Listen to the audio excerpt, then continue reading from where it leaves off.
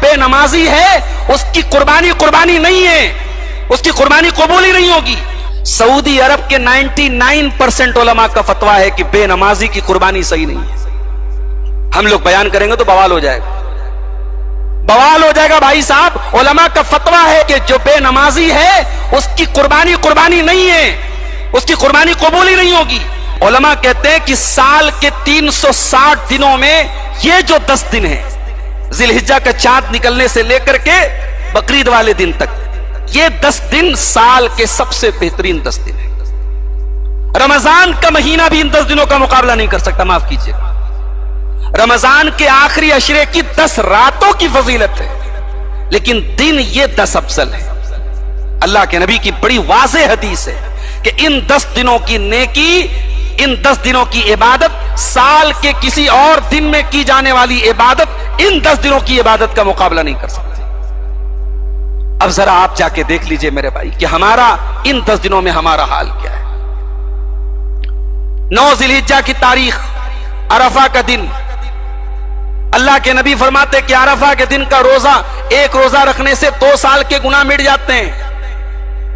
اللہ تعالیٰ انعام بانٹ رہا ہے اور ہم لینے کے لیے تیار نہیں۔ کتنے مسلمان ہیں جو عرفہ کے روزے کے بارے میں جانتے ہی نہیں ہیں۔ 9 تاریخ کو لوگ بکرا منڈی میں بکرا خرید رہے ہوتے ہیں اور قربانی کی تیاریوں میں لگے رہتے ہیں۔ روزہ کون رکھتا ہے؟ بڑے گنے چنے لوگ روزہ رکھتے ہیں۔ اللہ کے واسطے ان 10 دنوں کی قدر کرو میرے بھائی، اور خاص طور سے عرفہ کا روزہ، 9 ذی الحجہ کا روزہ ضرور رہیں۔ اپنے اہل و عیال کے ساتھ ایک ماحول ایسا بنا دو لگے کہ رمضان کا مہینہ ہے۔ سارے گھر والوں کو سحری میں اٹھاؤ، پورا اہتمام کرو روزے کا، ایسا لگے کہ ہاں یہ اللہ کے رسول کا، یعنی اتنی فضیلت تو کسی روزے۔ 2 سال، 1 سال آئندہ اور 1 سال پچھلے 2 سال کے گناہ مٹ جاتے ہیں عرفہ کے روزے سے۔ تو قربانی کا جو مقصد ہے وہ آج ہم بھول گئے میرے بھائی۔ اللہ نے کہا فَلَهُ أَسْلِمُوا، اللہ کے فرما بردار بن جاؤ۔ صرف جانور کے گلے پر چھری چلانا یہ آسان کام ہے، لیکن مکمل فرما بردار بننا یہ مشکل کام ہے۔ آج قربانی شو آف کی چیز بن گئی، ریاکاری کی چیز بن گئی۔ قربانی کرنے والے اپنے جانوروں کی اتنی نمائش کرتے ہیں، اتنا بینا بانٹتے ہیں، اتنی تشہیر کرتے ہیں کہ اللہ کی پناہ ہے۔ ارے بھائی ٹھیک ہے، کوئی تھوڑا اچھا جانور لے آیا، کچھ تھوڑا اپنی حیثیت کے مطابق کمزور لے آیا، بھائی لاؤ، جو لائے ہو لا کے ذبح کرو۔ یہ شو آف کیوں کر رہے ہو؟ صاحب میں تو فلاں جگہ سے بکرا لایا، میرا بکرا تو یہ ہے، میرا بکرا تو وہ ہے۔